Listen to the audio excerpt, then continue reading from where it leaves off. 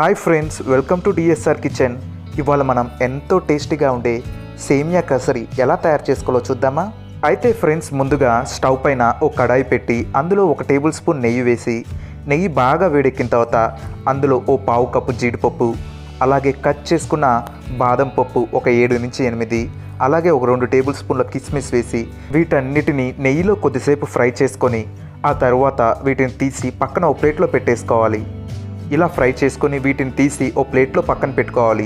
ఇప్పుడు గ్యాస్ లో ఫ్లేమ్లో పెట్టుకొని స్టవ్ పైన ఉన్న అదే కడాయిలో ఇంకో టేబుల్ స్పూన్ నెయ్యి వేసి అందులో ఒక 3 కప్పులు సేమియా వేసుకోవాలి.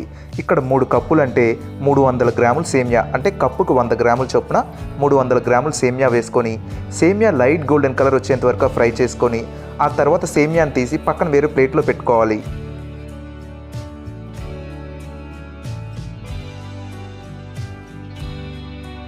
సేమియా బాగా ఫ్రై అయిపోయి లైట్ గోల్డ్ కలర్ వచ్చేసింది. ఇప్పుడు స్టవ్ ఆఫ్ చేసి సేమియాని ఓ ప్లేట్లో పక్కన పెట్టేసుకోవాలి.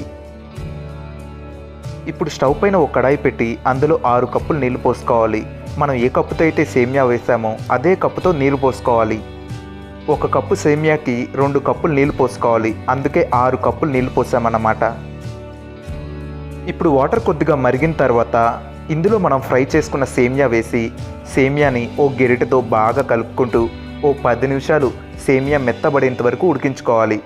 సేమియా చేసుకునేటప్పుడు గెరిటతో కలుపుకుంటూనే ఉండాలి, లేకపోతే అడుగు మాడే ఛాన్స్ ఉంది.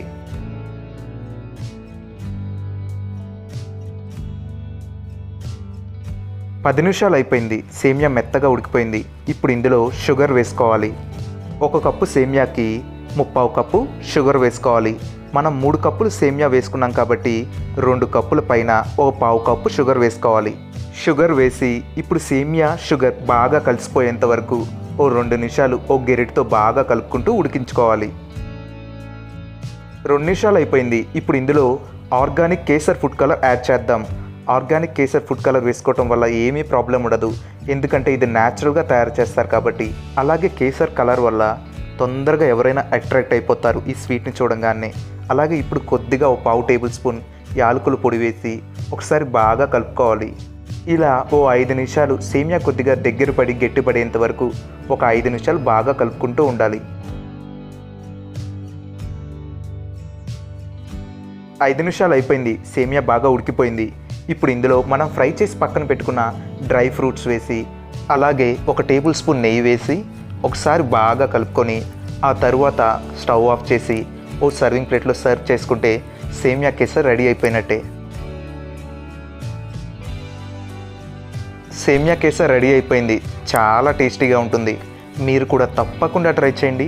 మరి మీకు కనుక ఈ వీడియో నచ్చినట్లయితే లైక్ చేయండి, షేర్ చేయండి. అలాగే ఇలాంటి మరిన్ని వీడియోస్ కోసం మా ఛానల్ని సబ్స్క్రైబ్ చేసుకోవటం మాత్రం మర్చిపోకండి.